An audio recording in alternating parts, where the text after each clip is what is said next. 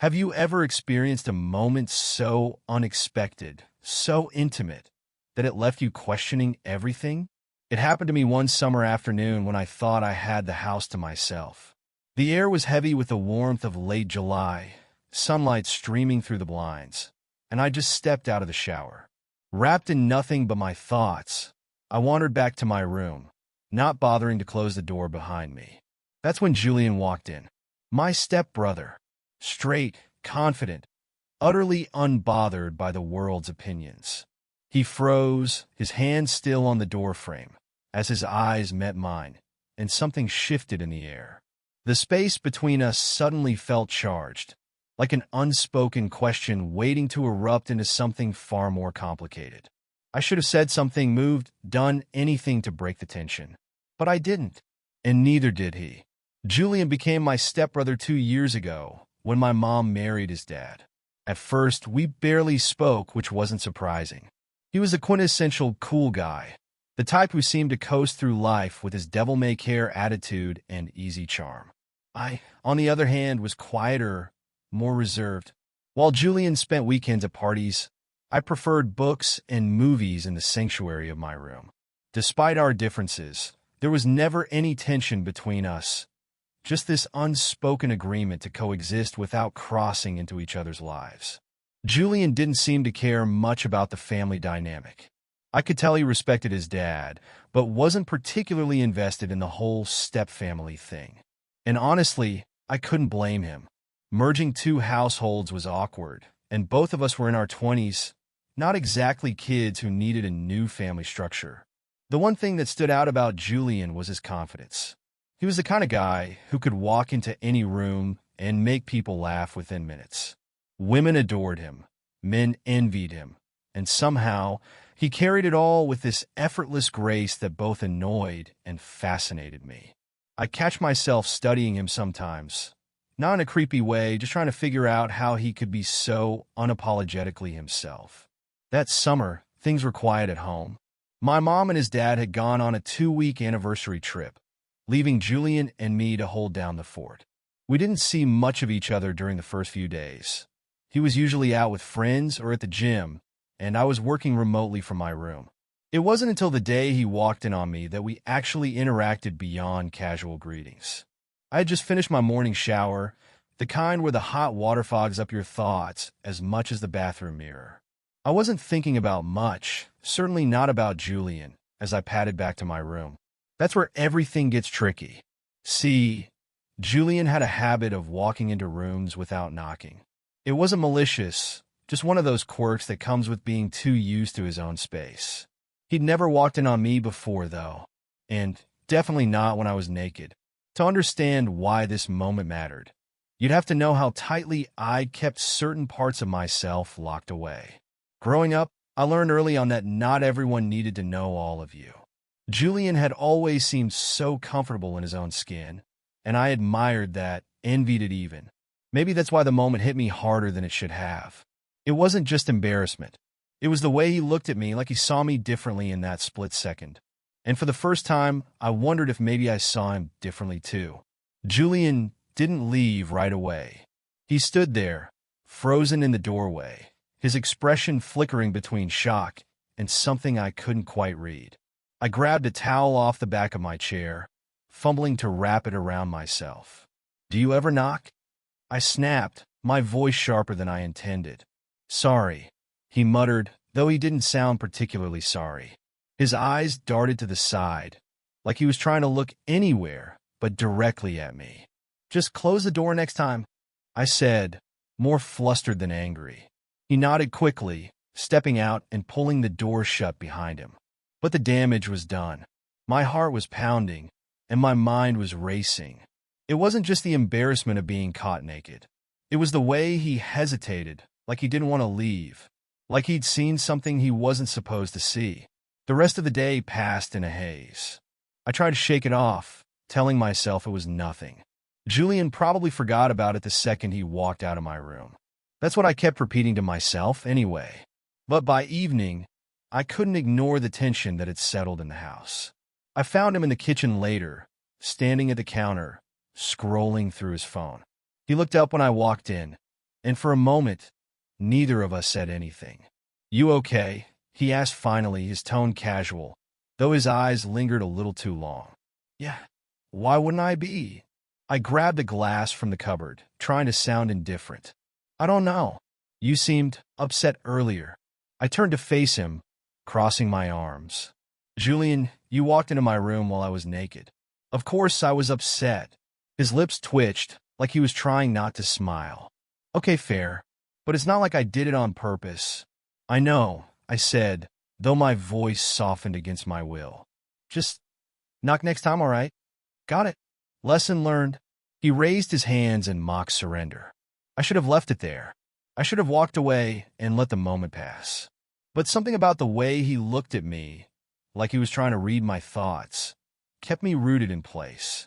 "You've been weird today," I said, narrowing my eyes at him. Julian raised an eyebrow. "Weird? How?" "I don't know. Just different." He leaned against the counter, folding his arms. "Maybe you're the one being weird.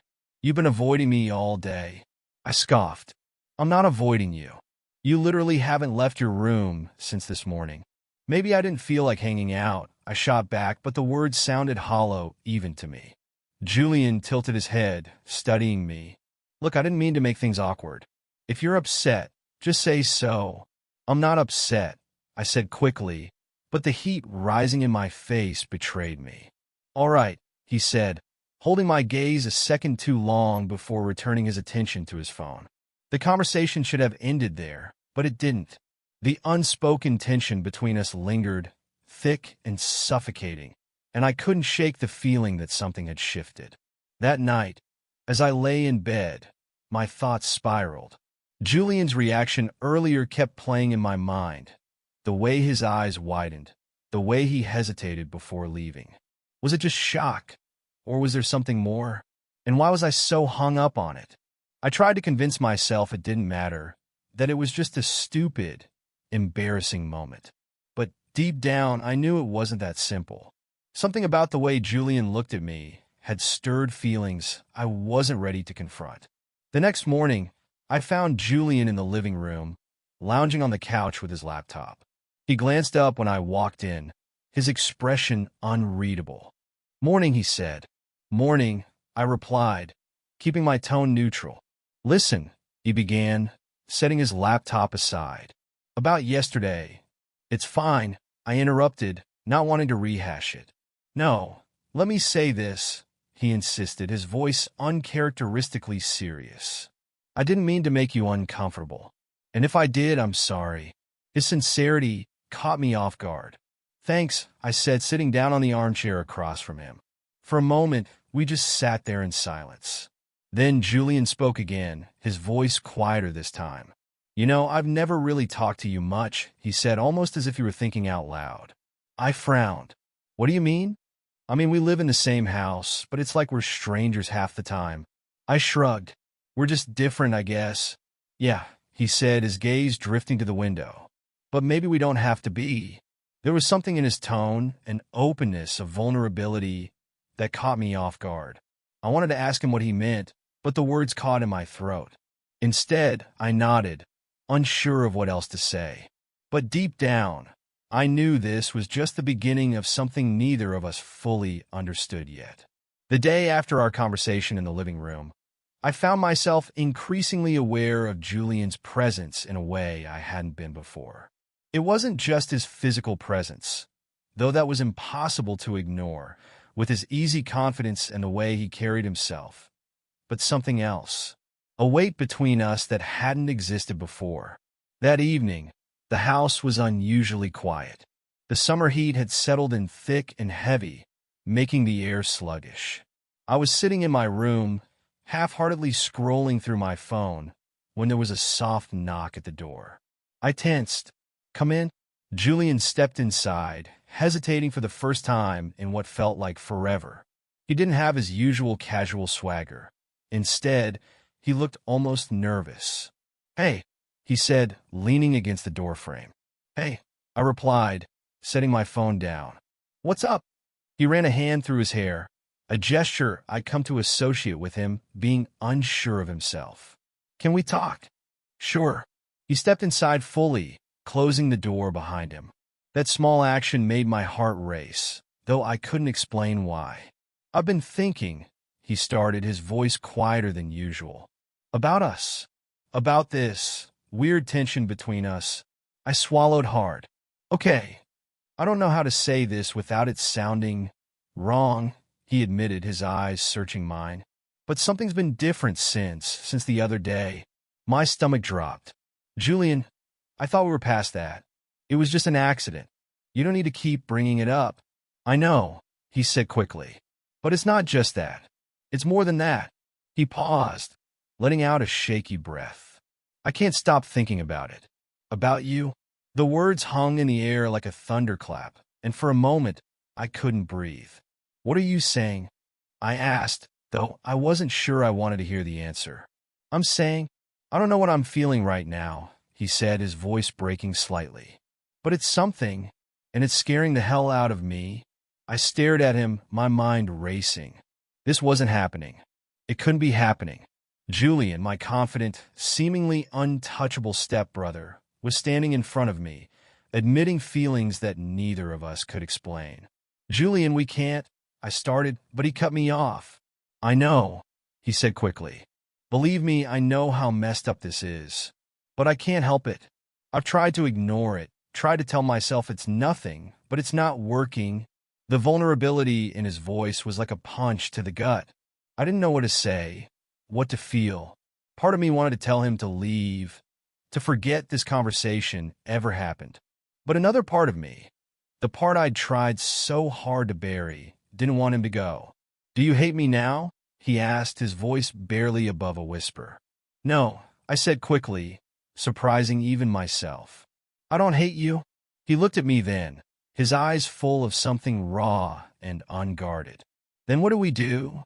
"I don't know," I admitted, my voice trembling. "I don't know, Julian." The silence that followed was deafening, each of us grappling with emotions we didn't have names for. Finally, he nodded, stepping back toward the door. I needed you to know," he said, his voice heavy with resignation. "I'll leave you alone now." As the door clicked shut behind him, I felt a rush of relief and heartbreak all at once. Julian had opened a door neither of us could close, and I wasn't sure if I was ready to step through. But one thing was clear: nothing between us would ever be the same again. For the next few days, Julian and I avoided each other. Not in an obvious way, but in a way that was impossible to ignore. Our conversations, when they happened, were polite and distant, as if neither of us wanted to acknowledge the invisible line we'd crossed. But the silence was its own kind of conversation, and I found myself replaying that night in my mind more often than I cared to admit. I couldn't stop thinking about the way he looked at me, the tremble in his voice, the vulnerability he rarely allowed anyone to see. I felt conflicted, torn between the impossibility of the situation and the undeniable connection that had surfaced between us. Julian wasn't just my stepbrother. He was someone I'd come to admire in ways that scared me.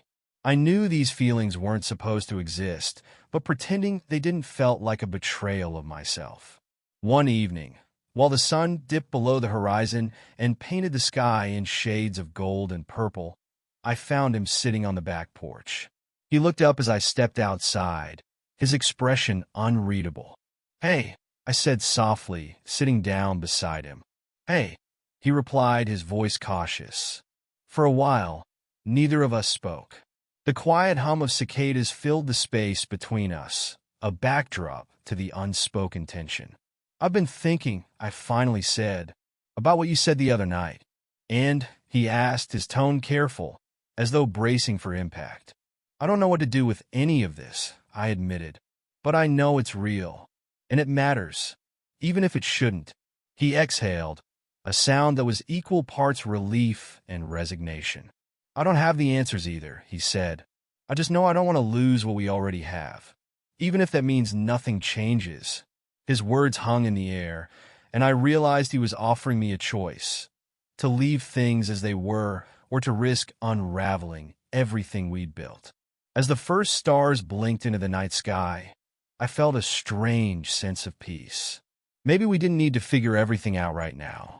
Maybe it was enough to sit in the uncertainty and let time guide us. Some truths I realized didn't need immediate resolution. They just needed space to breathe. And in that moment, Julian and I were finally breathing the same air, however complicated it might be.